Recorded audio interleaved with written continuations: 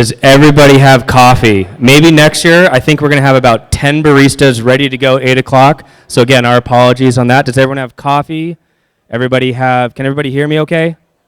Yes? Give me, James Sanchez, can you hear me, sir? Perfect. All right, good morning, guys. My name is John Standring. I am the president of the Coastal Housing Coalition. What a room. This is great. Let's give it, yeah, I like a round of applause. There we go. Today's going to be fun. Our organization, I need everyone, thank you. Our organization is really unique in the sense that next year is our 20th year that we're going to be in there. So as a nonprofit, that's a big deal. I get the honor of being up here, and I get to thank everyone that made this possible. So I'm going to start with our board of directors. So if you are a board member for the Coastal Housing Coalition, can you please stand up awkwardly and raise your hand? Awkwardly. There we go. Yes, wave to the crowd. We also have the help of Sarah. Where is Sarah? Is she here in this room? This whole event was, she's outside. Of course she is. This whole event was put together from her. I also want to thank all of our sponsors. Without you guys and your generous donations, whether it's time, finances, goods and services, this event wouldn't happen. So thank you guys all for that. Today's really interesting because housing is something that I think every one of us has on our mind, and every one of us has a different perspective of what housing means. For today, I would encourage all of you to really think about what change you would want to make personally and how you could go about doing that. Our organization as a whole is really going to be focusing on policy going forward. We have some great systems in place as far as how housing is going to happen for a certain demographic, but our group in the missing middle, which essentially means they make too much not to qualify for any subsidy, but they don't make enough for the median income of a home price or getting their rent burden in some way. So think about what you can do as an individual, as a company, as it pertains to a policy. And I encourage you today, in listening to all the people speak, the person next to you, the person you don't know, ask them, what do you think I can do? How can I do this? Whether you're a developer, a lender, you work for a municipality, you're an elected official, whatever it is.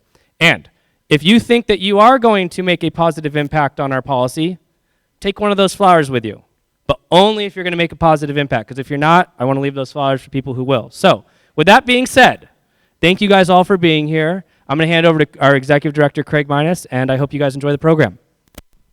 Thank you, John. Good morning, everyone.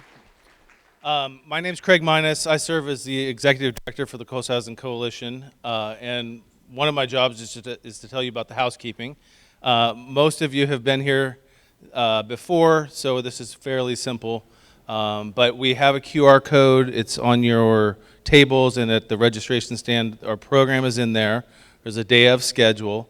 All the programming will be in this room, so we'll have breaks periodically, and we all come back to this room. There's restrooms in the back. The coffee will be served kind of throughout the day, so please enjoy yourself. I just wanted to say it's such a pleasure to have everyone here. I look at this room and there's familiar faces and there's new faces, but the common thing there is I'm so proud to see that all of you are out here to support housing and to support the organization, our organization, to allow us to do the work that we do. A particular thank you to our sponsors. This day happens because of you. Our organization is here because of you.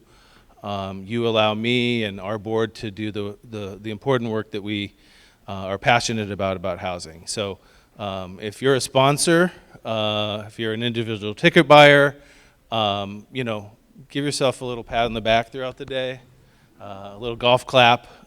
Because again, without you guys, we couldn't do what we do. So thank you.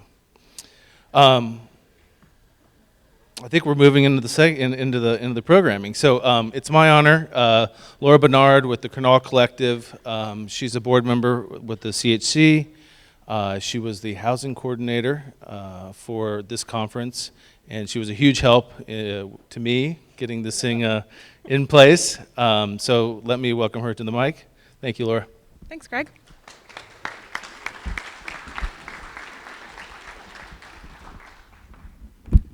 Good morning, everybody. Thank you so much, Craig. So I have to say this conference is a labor of love for our community here, and Craig and Sarah have done a phenomenal job pulling it off. I just get to be the face in front of you guys to take all the credit, so a big thank you to our team that has made this happen. I have the pleasure today of introducing our keynote speaker, Shane Phillips. Shane is a dedicated champion for housing affordability and a leading voice in this critical area. In his roles as a researcher, policy analyst, and public speaker, he tackles the complexities of housing policy with a focus on practical and impactful solutions. He currently manages the Randall Lewis Housing Initiative at UCLA, and he also co-hosts UCLA's Housing Voice podcast, where he distills emerging research into accessible insights for policymakers, advocates, and practitioners alike. Whether through his podcast or through his book, The Affordable City, Shane promotes a bold vision for housing that has resonated across the United States and abroad. His research has been cited by major publications such as the LA Times and The Atlantic, and has even influenced policy at the highest levels, including being cited by the White House Council of Economic Advisors. With a background that blends expertise in public administration, urban planning, and even biochemistry, Shane brings a unique multidisciplinary approach to solving the housing crisis, and we are very grateful to have him here with us today. Please join me in welcoming to the stage Shane Phillips. Thank you. I have a lapel mic. Can people hear me? Is it working at all? Now it is. Okay. I need this computer too. Well, it's good to be back here. It's been a few years. I was just sharing with Craig and Laura that the last time I was here was to buy a car from a friend. Took the train up here. My first car in 8 or so years of living in LA. Was car-free for the first 7 or 8 years. And so that was my experience, was basically coming here, buying a car, having a burger and a beer at Finney's, and then driving home. So I've gotten a little more time here the last few days, which is great. So I'll just give a little bit more background about myself. My name is Shane Phillips, and I grew up in Washington State, but came to Los Angeles 11 years ago to continue my education, and I've lived here ever since. You heard a little bit of it, but I have a pretty unusual background. I dropped out of high school, worked as a package loader and sorter at UPS, then a cable installer at Comcast, returned to school, got an associate's degree, got a bachelor's degree in biochemistry at the University of Washington, with plans to become a physician for reasons I can't fully comprehend anymore. I worked in a tuberculosis research lab for a few years, took the MCAT, was applying to medical schools, but at a certain point realized that I wasn't really that passionate about medicine, and what I had become passionate about was cities and urban planning. So I went back to school again, worked on housing policy and consulting in both the public and private sectors, and I've been in academia at UCLA for a little over 5 years now. I am definitely a researcher at heart, but what I've become even more passionate about is finding ways to share knowledge with other people like yourselves who are in a position to use that knowledge to do good in the world and help your neighbors. So on that note, I do want to just reiterate something, putting on your radar, an educational resource, something we've been producing at the Lewis Center for the last 3.5, 4 years, which is the UCLA Housing Voice podcast. I'm not really going to say much more about it right now. Other than that, we have 80-ish episodes, they're each about an hour long, and they're deep dives on a whole bunch of topics targeted at people who are interested in housing and affordability and policy, but not experts on it, not trained in reading studies and that kind of thing. We want to share those with a broader audience. This is not just UCLA research, this is research from all over the world. So UCLA Housing Voice has been my biggest ongoing project for the past 4 years, but before that, it was my book, The Affordable City. I wrote The Affordable City as a sort of policy handbook on how to improve affordability and maintain affordability, what to prioritize, what to avoid, case studies, things like that. It features more than 50 policies in bite-sized chapters, but that's not a super compelling concept for a book. So while researching and writing, I started thinking about how all of these things fit together. what I came up with is the three S's, supply, stability, and subsidy. Sorry, could I get some water? I'm like coming down with a cold. I'm struggling a little bit here. I apologize. So the three S's, supply, stability, and subsidy. The book is partly an argument for why all three need to be a priority, and partly a guide for how to do so. I'm guessing many of you do not deal directly with housing policy in your day-to-day lives, but if the results of this poll are any indication, I'm quite sure that it is increasingly on your radar personally, professionally, or both. And who are we kidding? We are in California, so I think housing affordability is on everyone's mind all the time. My hope here is to help provide a little bit more of a foundation or strengthen the foundation that you already have on some of these topics so that you can be more effective partners in the housing space, whatever your ambitions there might be. That could be getting more involved in policy reform directly. Thank you. You're welcome.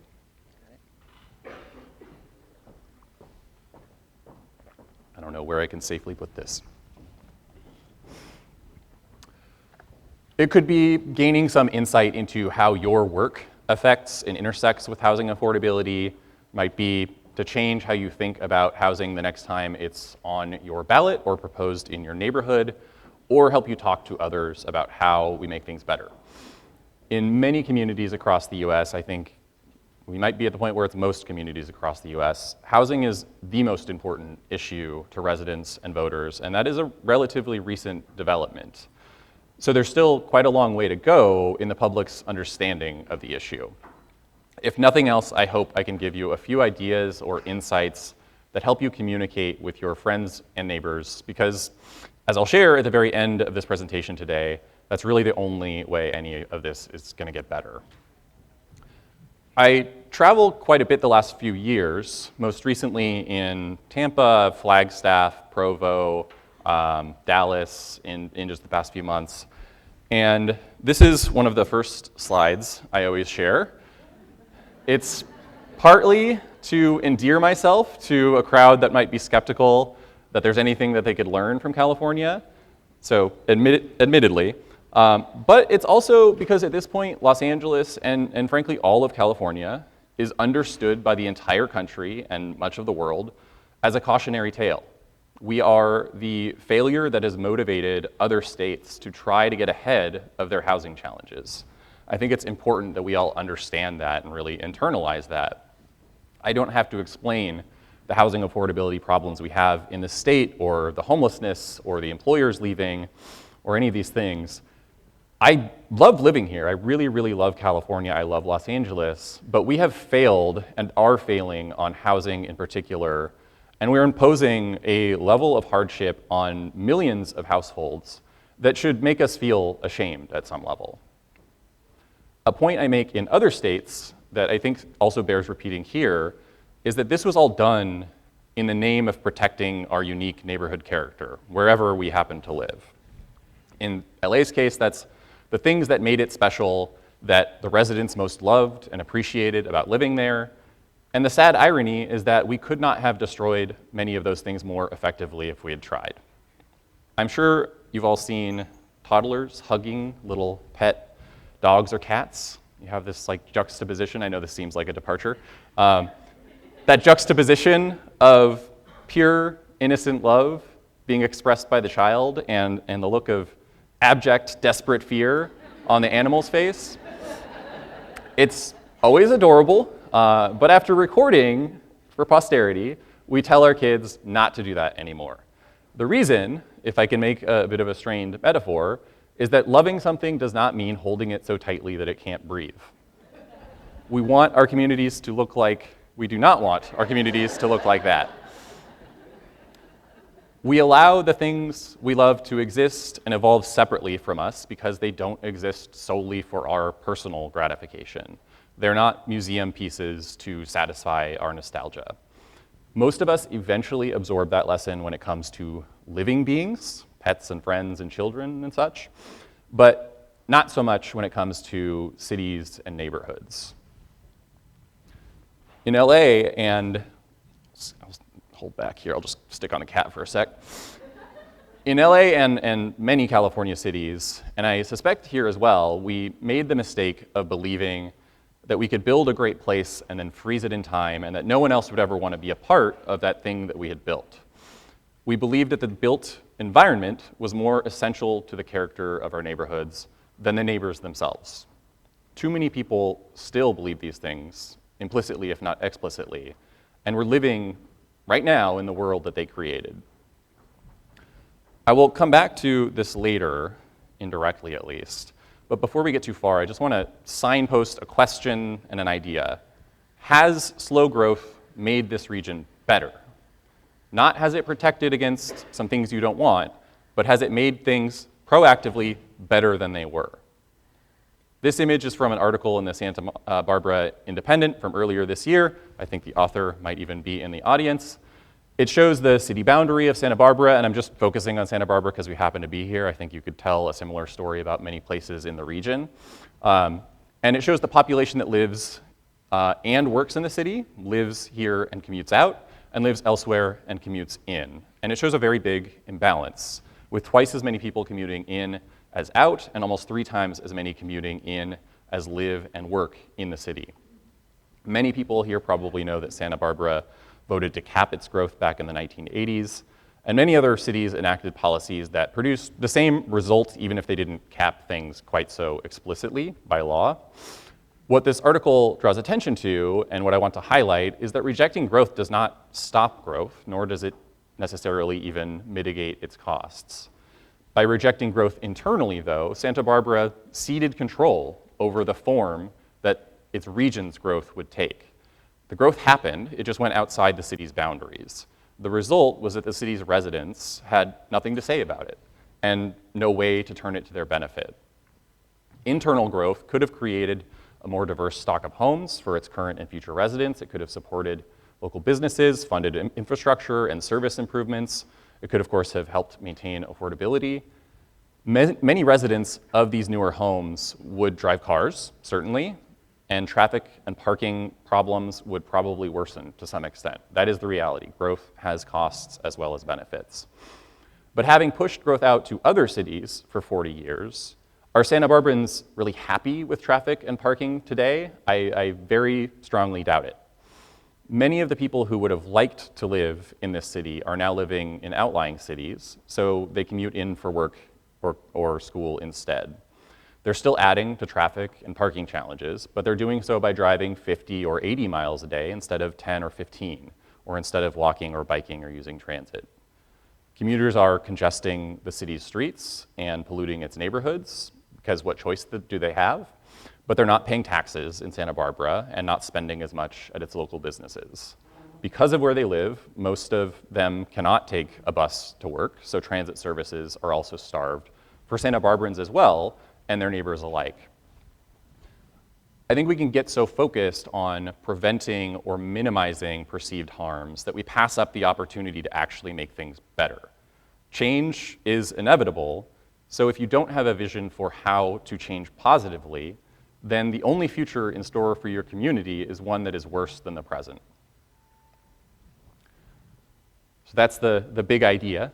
I want to return to my book just to talk about some of these themes and maybe build a little bit of a credibility that I'm not just interested in one thing. So the Affordable City is very much about policy. It has over 50 recommendations, but my focus in presentations like this is always on bigger picture priorities. And I do this because policies are relatively easy to come by, frankly, and in scholarly and professional circles, there's fairly broad agreement about what it takes to improve housing affordability. The challenge is not coming up with a list of effective policies, really. It's adopting those policies in a world of trade-offs, winners and losers, unintended consequences, and where changing course is always hard, even when we know that the status quo is leading us down the wrong track. The challenge is convincing people that they will be better off in some alternate future, and then helping to imagine and create that future together. So again, my framework for thinking about these trade-offs is the 3 S's: supply, stability, and subsidy. Quick summary, first is supply. Supply is about making sure we have enough homes to meet current and future needs, not just to accommodate population growth, but to improve the housing stock over time, adapt to demographic changes like an aging population and shrinking household sizes. It's about managing long-term economic and technological shifts like rising incomes and increasing remote and hybrid work. And it's about meeting other goals like preserving open space and growing employment and so on. It is not a coincidence that I list supply first among the 3 S's. I start here because the mismatch between housing supply and housing demand is the root cause of unaffordability in most US cities and wealthy nations of the world. Not in all cases, but certainly pretty much everywhere in California. Housing scarcity and housing affordability are mutually exclusive. You won't find a city in America or elsewhere with both. They just can't really coexist, certainly not in the long run. Housing abundance is not always sufficient for affordability, to be clear, but it is an indispensable, essential ingredient. Fundamentally, prioritizing housing supply is about acknowledging that we live in a world of physical and economic constraints. Physically, we just need the space. A growing, aging, and increasingly wealthy population requires a growing and improving stock of homes. The United States is a very unequal place, housing market included, but you cannot redistribute your way out of a shortage. If you want to reduce scarcity, you do have to build things. Related to that is the economic reality that homeowners and landlords gain market power when housing is scarce. And that power comes at the expense of home buyers and renters, and ultimately out of the pockets of future generations. We have many decades of empirical evidence linking greater supply of housing to greater affordability, and conversely, linking housing scarcity to faster rent and price growth. To be clear, abundance is not just about the number of homes, it's also about their suitability to a community's various and always changing needs, from single adults to large families, birth to early career to retirement, and so on. The point is not that every community needs to build the same things in the same amount, at the same pace. It's that most need to be doing more, both in number and in the diversity of homes coming on the market. Next up is stability, probably the most controversial of the 3 S's in my experience, though not so much in California as in many other places. As a goal, stability is about striving to ensure that when change comes to a community, it does not come at the expense of those with the least to lose. A rising tide does not, in fact, lift all boats. It's why the highest rates of homelessness are found in our nation's wealthiest cities, not its poorest. Stability is not about making museums of our neighborhoods or absolving people of responsibility if they don't pay rent. It is about providing some measure of security and predictability for everyone who does their part and follows some basic rules. But to put this more philosophically, if supply is about these hard-nosed economic and physical realities in the housing market, then stability is about acknowledging our moral obligations as members of a society. That requires some basic protections against things like exorbitant rent increases and unwarranted or very short notice eviction. In the past, I think the attitude toward housing stability was that if you want security and predictability, buy a home. That has always been a flawed idea. One reason is that we've never had equal access to homeownership in America, and we are still living in a world shaped by policies like urban renewal and redlining. But even if you could put that aside, which you should not, just buy a home still is not the argument it might have been 50 years ago, when homes cost 1 or 2 times the typical annual salary of a single breadwinner. Now, there are very few places in the country where you can buy a home for less than 4 or 5 times the median income, and that's usually of a 2-earner household. In many cities, the ratio is 6, 7, 8 to 1 or more. In Santa Barbara County, it's 8.5 to 1. And in the city we stand in today, it is 16 to 1. That is your entire pre-tax household income for 16 years just to buy a typical home. The need to bring down this ratio is obviously one of the reasons why organizations like Coastal Housing Coalition are so important. But the fact that it's gotten so high also means that a lot of people are going to be stuck renting for a long time, and they deserve basic protections and security. The final S, subsidies. In many parts of the economy, well-designed markets serve most people quite efficiently, quite effectively, more so than government is likely to do. Markets really do have incredible power, and that goes for the housing market as well. But no one believes, even the most libertarian person, that markets are infallible. Market failures are in Econ 101 textbooks for a reason, and no matter how well designed the market, no matter how much housing it produces, it's not going to serve everyone adequately. The world and human beings are far too messy for that to ever be possible.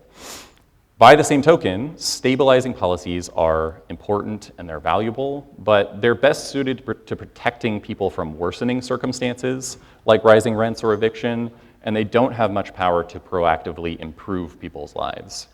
Supply and stability policies leave gaps, which is inevitable and fine, and subsidies are an important tool for helping fill some of them, whether to support affordable housing development, to fund long-term rent assistance, provide shorter-term assistance like transitional housing, operate homeless shelters, or any number of other housing-related uses.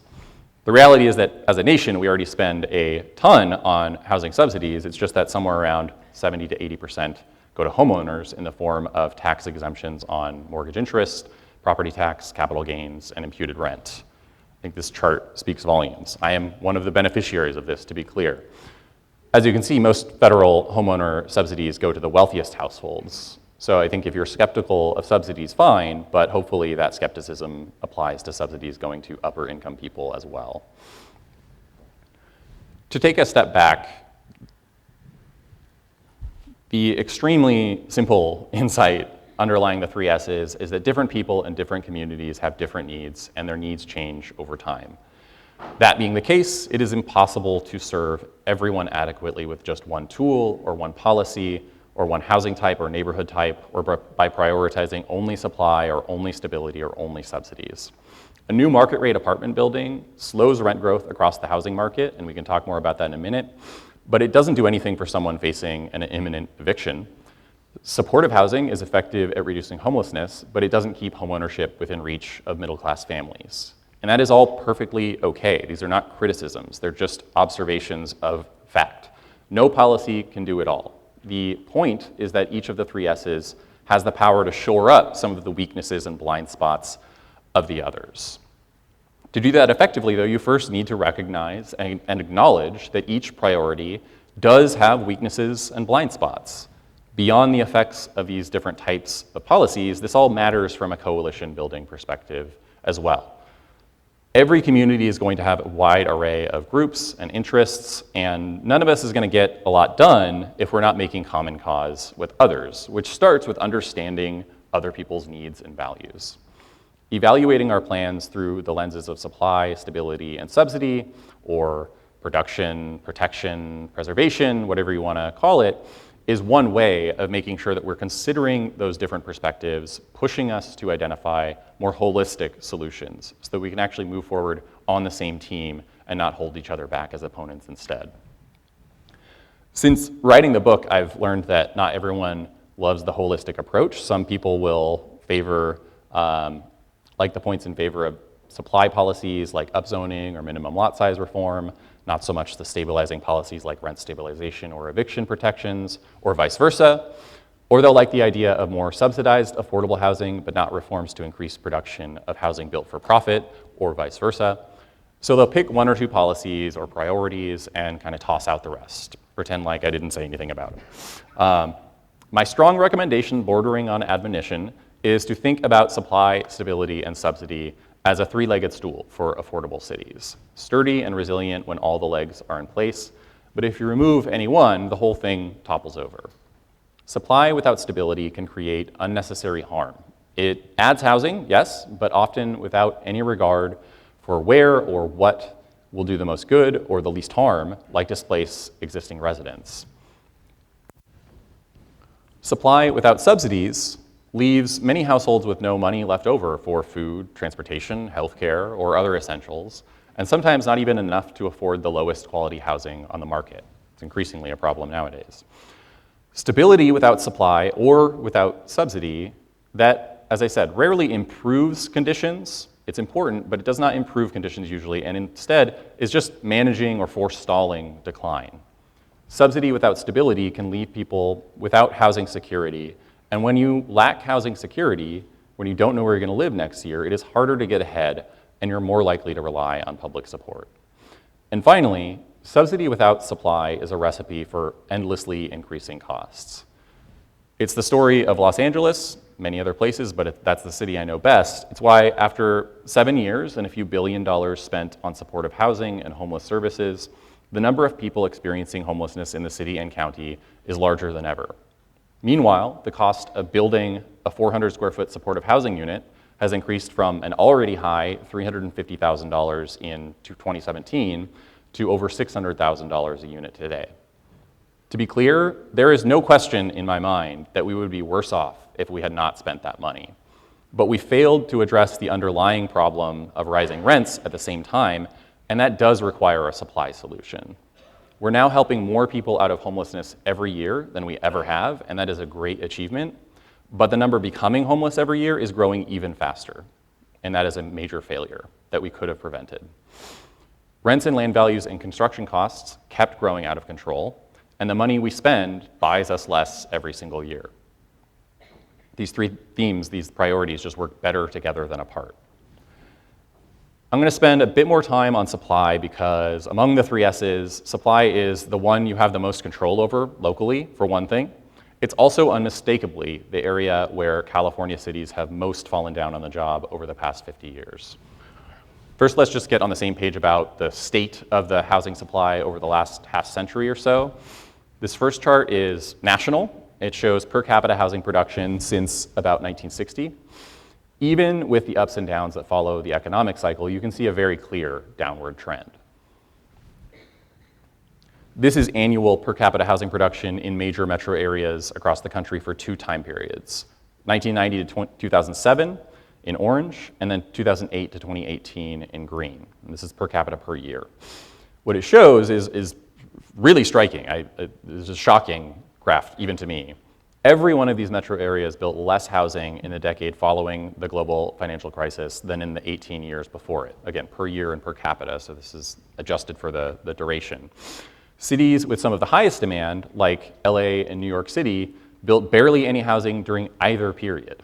Even during the so-called housing boom of the 2000s, we were building almost nothing.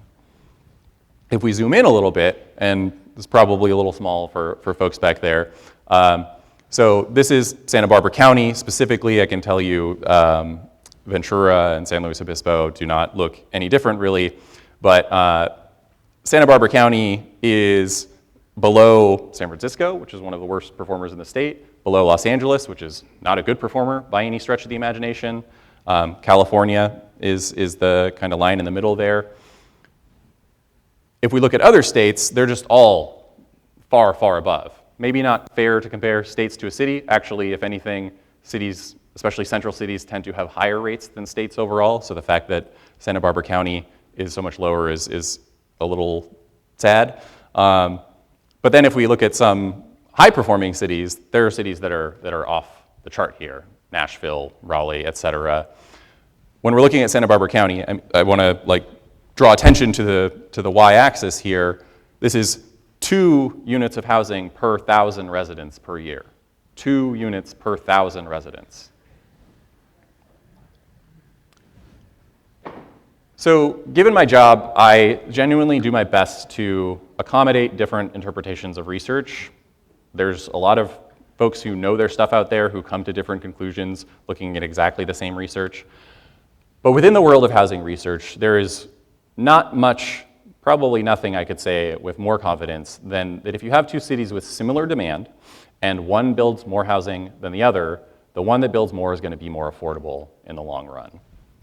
There's a common belief that building homes attracts rich people, and those rich people moving in is what drives up the price of housing. I was I talk often about how California exports a lot of residents to other states. And so especially in those places, I understand why they jumped to that conclusion. And I can kind of understand it here, although you have to think about who but a rich person could afford to move to Santa Barbara or anywhere in this region at this point. But just because it is understandable to believe that housing attracts rich people does not mean it's correct. And there's quite a lot of evidence that it is not the case. The reality is, all over the country, most of the people who move into new housing are from the same metro area where that housing was built. It's usually somewhere between 60 and 80%, and generally that share is indistinguishable from the share who come from somewhere else and end up in older housing. The call is coming from inside the house, unsurprisingly. If new housing really was a magnet for people from other parts of the country, that would mean that there are people out there searching on apartments.com and sites like that, looking for new buildings to rent with absolutely no geographic preference whatsoever. Like, I don't care if it's St. Louis or Provo or Fresno or Portland, and if it's Portland, I don't care if it's Portland, Oregon, Portland, Maine, Portland, Tennessee, or one of the other like 3 dozen Portlands. Just as long as it's got at least 10 units and was built in the last 3 years. That's what I'm looking for. I will grant there are a lot of weirdos in this country, but that is the behavior of a deranged person. It is not how most people find their homes, rich or otherwise.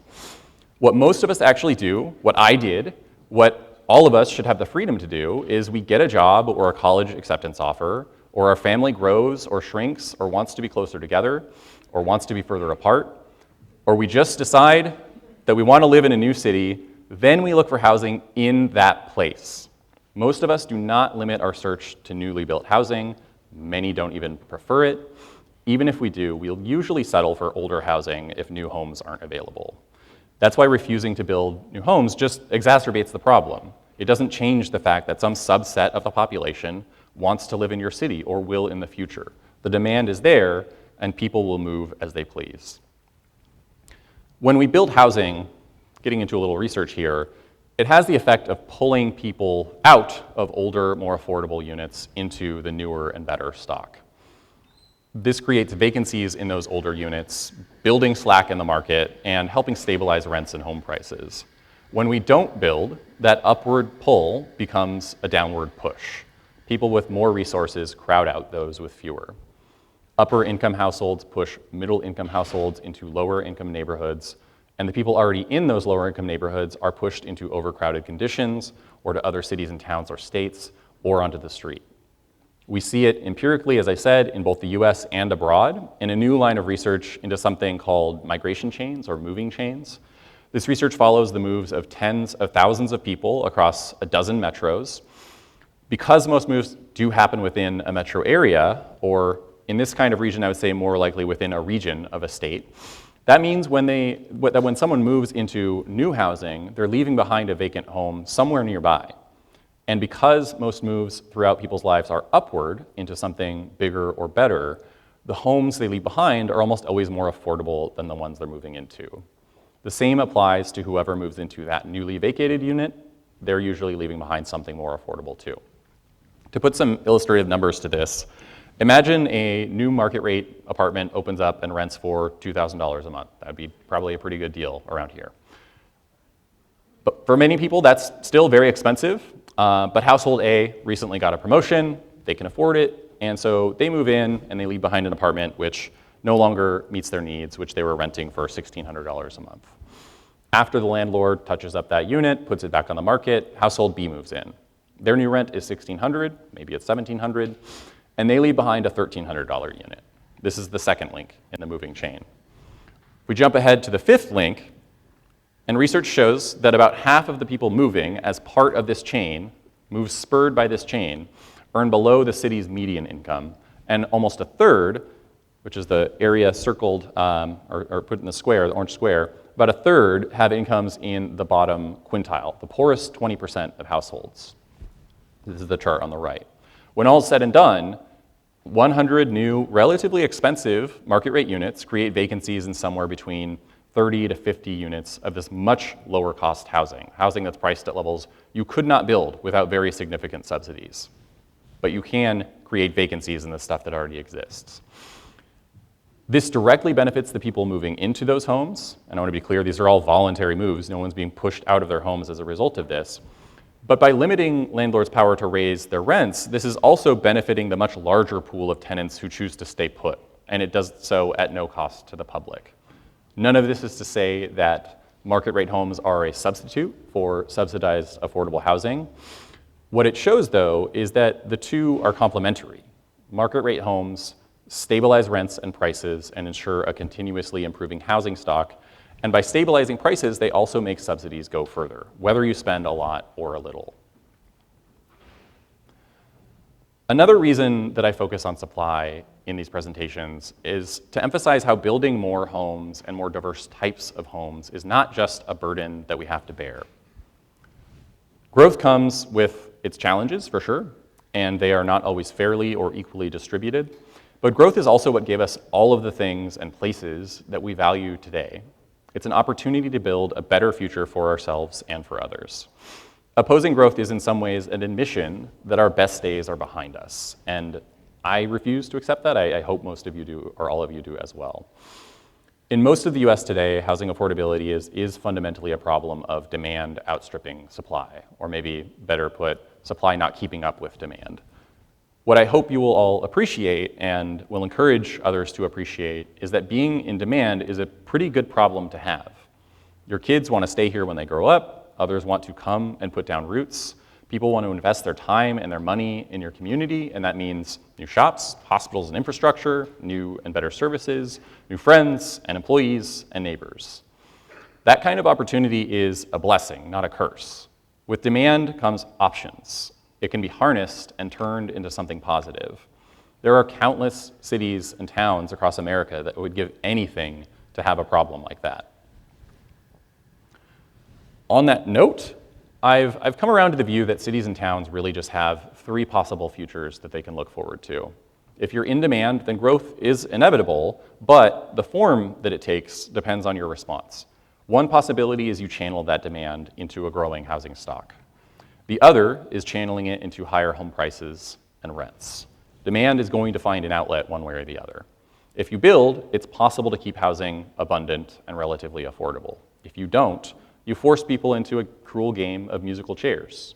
This is the game where those with the fewest resources are left with nowhere to sit, and more to the point, nowhere to sleep when the music stops. Down that path lies worsening affordability, deteriorating homes, declining numbers of children and closing schools, overcrowding, supercommuting, and homelessness.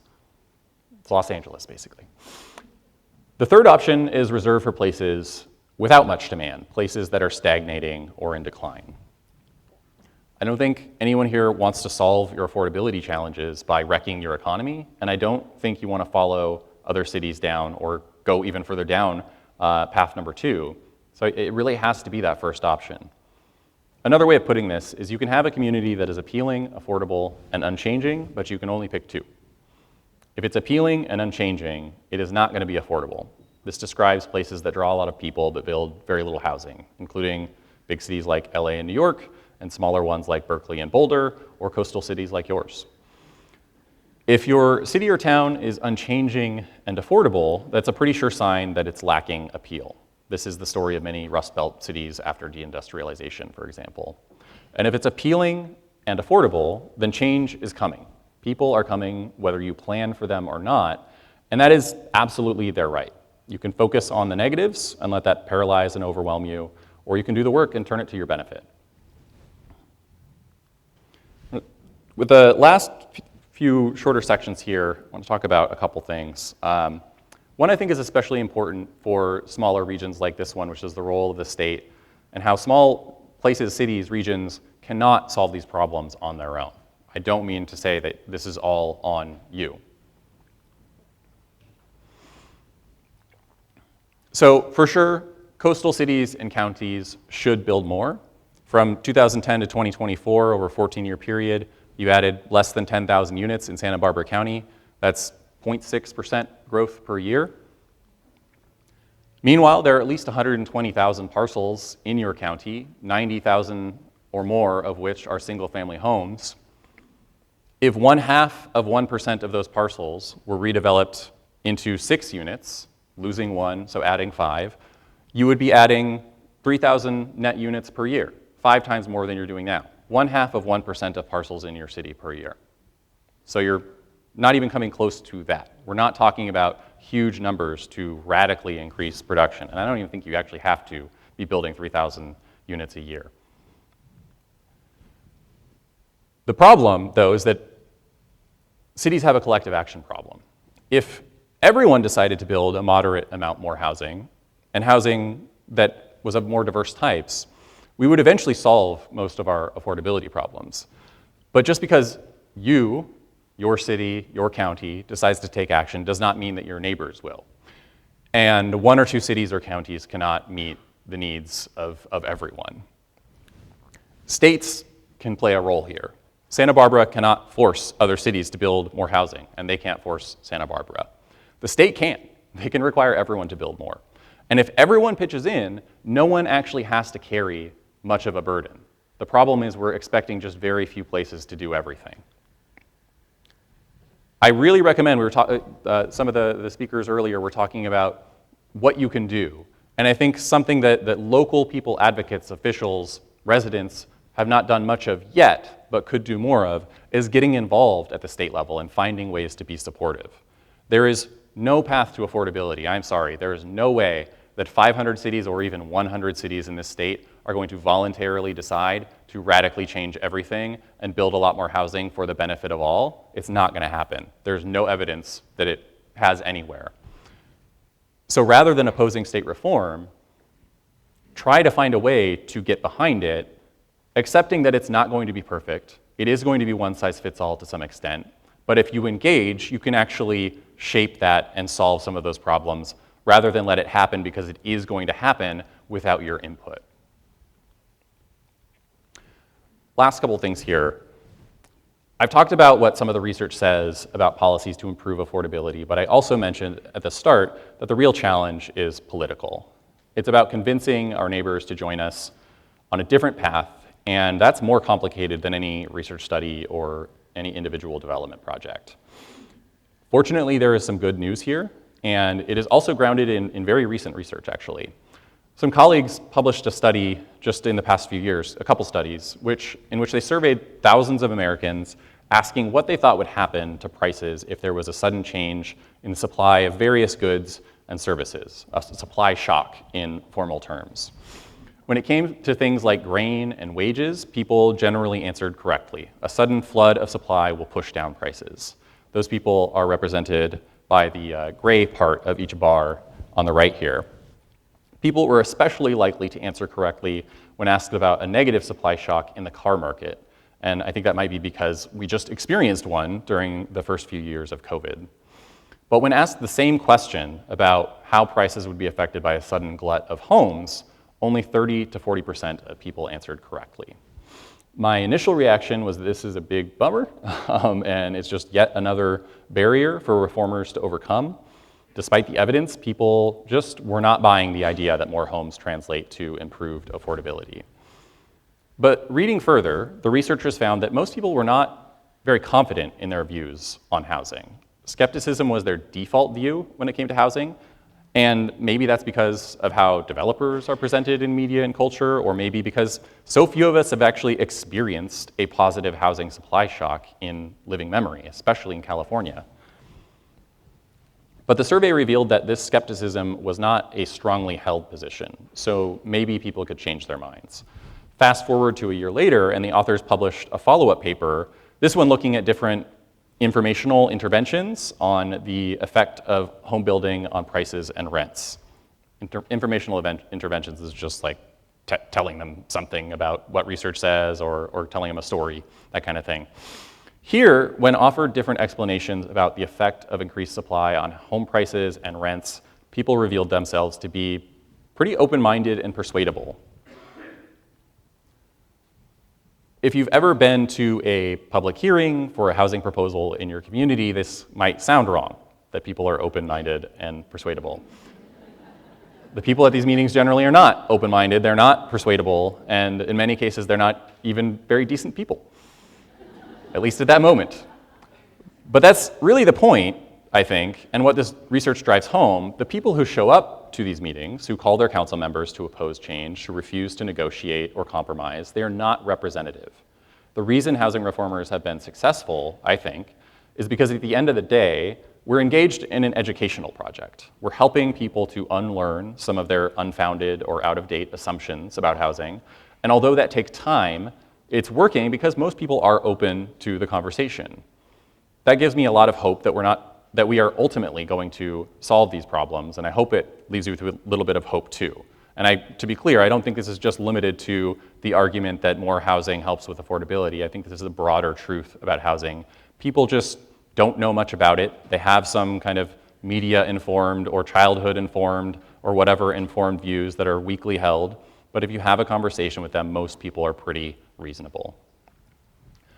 I'll close just by, I did add one slide here, just to make a point that we are kind of seeing this in various ways. One is Zillow has been doing a survey of 26 metro areas since 2019, and they've been asking renters and homeowners about their support for more dense housing types in their neighborhood, everything from ADUs to large apartment buildings. The information that Zillow shared was limited, so I'm just looking at ADUs and small multifamily here. But among homeowners, just in 5 years, support for ADUs has increased from 57% to 73% overall. Among renters, support for ADUs, duplexes, and triplexes has increased from already high, 77% in 2022, to now 91% in 2024. So people are changing their minds about these things. It just takes time. Again, I will close by restating something I've really already said.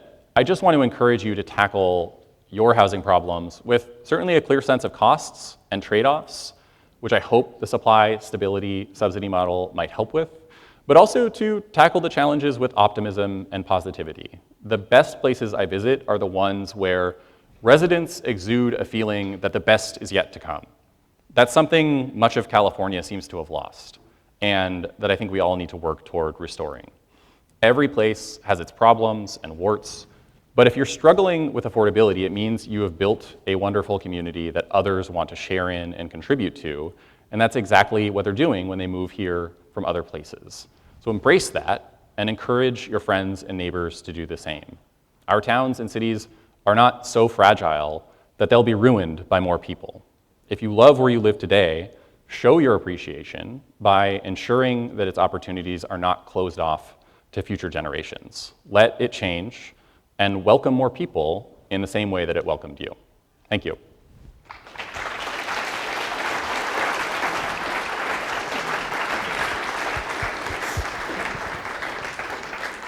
Are we doing some questions? Okay. I'm going to try to figure out how to leave any questions related to the final panel for the final panel if they come up. It was a secret. Whoops. Thank you very much for your presentation, and it's we struggle here with the argument about supply because many rational people in our community that we love and respect will say, well, everybody will always want to move here. You can't really solve the problem. So I really appreciated your presentation about that because you can make a difference with supply. But a question that has come up in our community time and time again has to do with if we're going to build the housing, we want the housing to be available to the local people. Mm-hmm. We have a really big problem with second home ownership and vacant homes sitting there unavailable for the community and the workforce. So we're all talking about these concepts of local preference programs for our employees, and I'm wondering if you have done any research on that. I mean, it's really difficult with fair housing law, but I think many of us are interested in trying to promote something along those lines, not blocking people from out of the community of getting units, but at least giving the local employees the first shot at those units. Unfortunately, I do not know a lot about those. To the extent I do know about local preference, it's a few cases like up in San Francisco where they've figured out a little bit of a balance, particularly with deed-restricted affordable housing, where they're saying, you know, we're going to give preference to people who are in this neighborhood or were displaced from this neighborhood, used to live here at one point. They had to work out a lot with HUD and the federal government, though, because of conflicts with fair housing law, which, you know, at some level you are effectively excluding other people, which we have, you know, good rules for preventing. One thing I do want to say, though, you know, when I talk about supply, I think it might come across as just like we need to build a lot more, and that's true.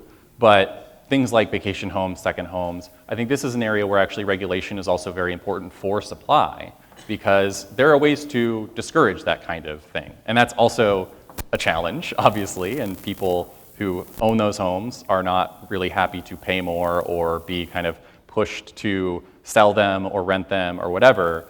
But I think none of these problems are easily solved, and they're all going to be controversial with some subset of the population. And so I just want to, underline that point that I think this is not just a problem of build, build, build, but also how do we make the most of the housing stock we have now. And I think places like, coastal cities here really have an additional problem of being vacation destinations where people just mostly keep units vacant throughout the year.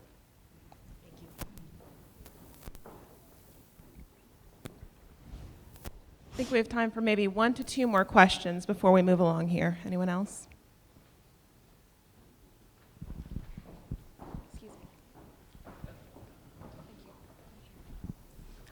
Hi there, Jessica from Habitat for Humanity of Southern Santa Barbara County. Thank you for your presentation. I wanted to know if your research includes the post-COVID experience of Zoom towns and remote work that would shift demand and supply. I mean, not my research personally, but I know that there's no question, living preferences and so forth have changed. I think to some extent the shift toward places like Santa Barbara, coastal communities, more kind of vacation-oriented or retirement-oriented places, it's maybe overstated a little bit how much that has happened, but it is a real thing. And again, at the end of the day, a lot of this is you have to play with the cards you're dealt. And for the same fair housing reasons, you cannot say, certain people can't live here.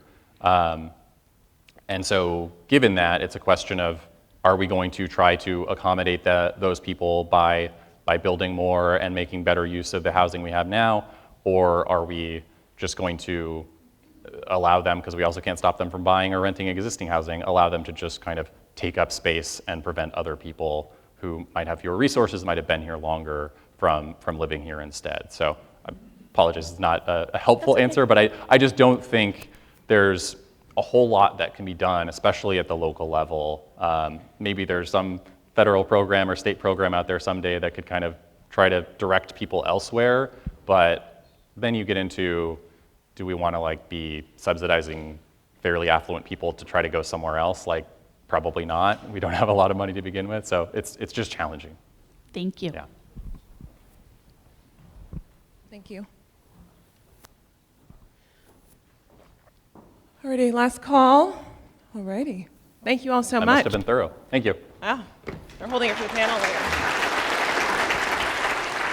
You want to get your... I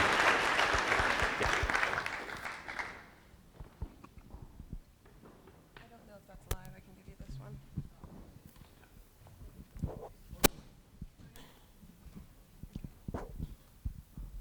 Oh, Shane's tall. Thank you, Shane. That was a fantastic keynote. We hope you enjoyed that. We have one more segment before a break, and we'll move forward with that now. It's going to be the Michael Towbes Excellence in Workforce Housing Award, and it's my honor to kick this segment off. I know many of you, but for those that I don't know, I worked alongside Michael Towbes for 13 years, between 2006 and through 2020. And together we worked on some of our region's largest housing projects. Mike passed in 2017, and I had the honor of being the board president at the time. And so, I took the liberty to inaugurate this award. So it makes me really proud that this has continued on. We actually have our last year's recipient, Stephen McConnor, here, and he's going to introduce it. Thank you.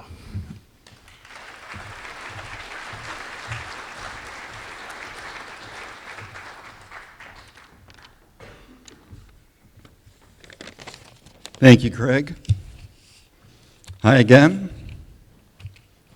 I have the privilege of introducing my friend Ellen Bilston, one of our local architect superstars, who will be presenting this year's Michael Towbes Excellence in Workforce Housing Award. My 5 minutes up here is the Housing Conference's version of a warm-up act. If you were here last year, you heard me talk about the history of our local housing shortage. Well, as you've undoubtedly heard by now, the lack of housing is now, finally, recognized as a national problem. Major publications and public officials across the country are talking about strategies for addressing it. Good. It's way past the time for us to confront the consequences of putting decent housing out of reach. We created the American dream after World War II, and that dream included owning your own place. We spent years convincing people to pursue that dream, and then perversely made it very difficult for so many people to achieve it. Is it any wonder that a substantial portion of our population, including so many people in their 20s, 30s, and 40s, don't believe that they will realize the American dream? In my mind, that disappointment is one of the taproots of our national malaise. And as I said last year, and as you just heard, this problem can be fixed. It must be. And that's where people like Ellen Bilston come in. She started her 10-person firm 20 years ago with a focus on housing and community building. She's concentrated on multifamily projects and ADUs, and stepped up to join the CHC board to continue the housing advocacy work she's done through the American Institute of Architects. Ellen and the CHC embody a determination to address our very serious housing shortage. Ladies and gentlemen, please welcome Ellen Bilston.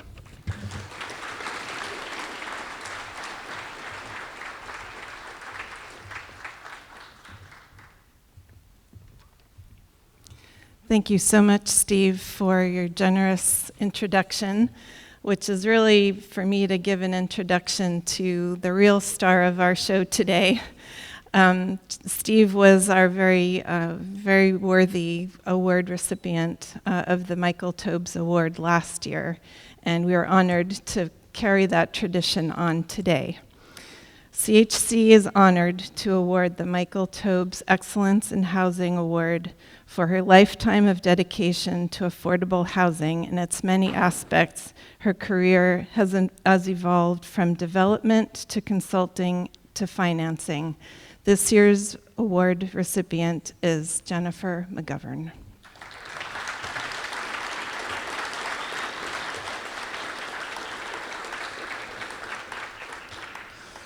Jennifer holds a master's degree in city and regional planning from Cal Poly SLO and a BA in social sciences from UCSB. She's a graduate of the National Internship in Community Economic Development from the Development Training Institute in Baltimore. Jennifer has lived in Santa Barbara County for 54 years, residing the past 28 years within the city of Goleta. She began her career 48 years ago. Prior to joining the Housing Trust Fund, she worked as a professional consultant to help public agencies, nonprofit and private developers, and community groups to assess community housing needs, create responsive programs, finance affordable housing, and develop the skills and organizational capacity that are crucial for successful program project completion and management. Her professional work has been rooted in community building and is characterized by its emphasis on community inclusion, participation, and collaborative efforts. She is a past founding executive director of the Southern California Association of Nonprofit Housing in LA. In this capacity, she managed the agency's affordable state and local housing policy and advocacy work, developed technical assistance and training programs, educational workshops, and annual conferences, and carried out the membership drive and fundraising on both a statewide and local level. Previously, Jennifer had founded and was executive director of the SB Community Housing Corporation from 1974 to 1984, a nonprofit housing developer that under her tenure gained state and national recognition for its creative approach to the successful development of affordable housing. In 1985 to 87, she was instrumental in the creation of the Coastal Housing Partnership, a consortium of major public and private employers in Santa Barbara County to sponsor affordable housing for local employees. From 2000 to 2006, she also coordinated the Goleta Housing Leadership Council, a coalition of business, housing, and civic leaders, which advocated for development of a housing element supportive of workforce housing in the new city of Goleta. To top all of that off, Jennifer McGovern continues to be the president and CEO of the Housing Trust Fund of Santa Barbara County, a nonprofit financing initiative. She raises capital and oversees programs to expand workforce and affordable housing opportunities through the agency's revolving loan fund for affordable housing production, workforce homebuyer program, and new housing innovations program that is developing the first 3D printed affordable home in Santa Barbara County.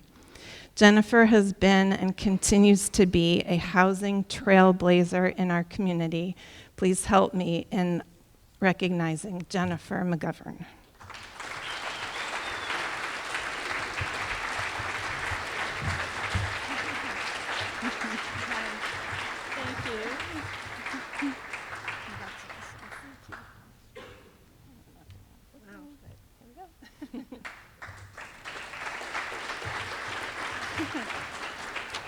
Thank you. Thank you so much. I am so happy and honored to receive this award, in particular because Michael Towbes served on the board of the Housing Trust Fund for 12 years. And he was such a help in helping our agency grow and become an important factor in financing affordable housing in the county. At the Housing Trust Fund, we're trying to do 4 things towards helping to create more workforce and affordable housing. We try to raise capital because we need a lot more resources to be able to facilitate solutions. So that's one of our main things that we do. We facilitate the production of housing because we have a revolving loan fund in partnership with lender and partners and investors, and we provide low-cost loans to our housing sponsors for site acquisition and pre-development expenses. And so it's kind of the first-in money that helps get projects started. And then another really key goal that our board is trying to implement is to expand home ownership, because having a home gives a household, whether it's a family or an individual, roots in the community. And that's what we're about. We're about building community that's sustainable over the long haul. And when people own a home, they're part of the neighborhood, they're part of the community, they can participate, and they don't have to be on the freeway commuting a couple hours every day. So we have a down payment loan program that we've operated since 2012, and it's been very successful, and we want to continue that effort. And the 4th thing that we're trying to do is a small effort to shift the paradigm by exploring housing innovations. And we started out with doing the first 3D printed home in the county as a way to demonstrate robotics, construction technology, and use of sustainable building materials. And it's just one effort, but we want to encourage that in our industry as a way to begin to come up with innovation, that we can build things easier and maybe faster and at less cost. So I've been very privileged to have this amazing career and to work all of you and so many other people in a collective effort to address community, workforce, and affordable housing. And there's certain things I wanted to share that I've learned through almost 50 years of doing this. One is that we have to have a clear vision of what we want our community to be. And that's so important. It's the foundation. And when we have that, we need to be open to dialoguing about that and really delve into the issue. I think one thing that's really handicapped our community over the years is we had polarization around growth, no growth, rather than thinking about community. What do we want to achieve? And hopefully we can start moving out of that and getting into a real dialogue. What do we mean by sustainable community? Does that mean, 25,000 people on the freeway every day? Or does it mean maybe building and managing growth in a constructive, creative way? We also have to assess those needs in a way that we plan for the current needs and the future needs and the demographic changes, because we're a vital, changing, growing community. Partnerships is the other thing I've learned. The Housing Trust Fund and anything I've done in my career could not have happened without partnerships, because we're so much stronger when we combine the resources, skills, and knowledge of the public, private, and the nonprofit sector. It's a little bit about like the three-legged stool that the speakers showed us. It builds strength and more resources. And then we have to evaluate our systems. If I look back over what's happened in housing over multiple decades, it's become more and more complex and more difficult to do a simple thing like build a single-family house, let alone a 40 or 50 unit project. So if we have a vision of what we want to achieve, we have to be willing to sit down and say, are our systems serving us? Or have they become obstacles to what we want to collectively achieve? And if there are obstacles on the path of where we want to go, we need to remove them. And we need to have a constructive dialogue about, kind of from a ground zero, what would make common sense. And that's not to throw out all the things we also want to achieve in terms of environment and neighborhood protection, all of that. But it has to be workable or we cannot proceed. And finally, political will. That's the key. And I don't mean politics just in who's the elected official. I mean the political will of the community. And that's where we have to have education and dialogue so we find a common purpose. And that will help make all the other things work. So I'm so happy again to receive this honor, this award, but I also want to salute all of you, because everybody here in this room is working in one role or another with a common purpose of trying to achieve housing for the workforce and for our vulnerable populations. And you're all just amazing, wonderful people. And it's really been a privilege to work with you. Thank you.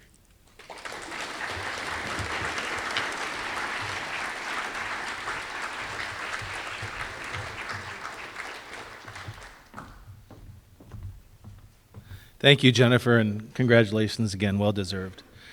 So we are officially on break. You can get up, refresh your coffee, stretch your legs, grab some more breakfast. We will join back here in this room at 10:30, and you'll hear a legislative update, what's new in housing and what to expect in 2025. Thank you. Just a brief announcement for those of you who are AIA or APA members. This conference is certified for 4 learning units in both organizations. If you're an APA member, you should be aware of how to log in on their website. AIA members, there is a sign-in sheet at the registration table where you can provide your name and membership number. Thank you.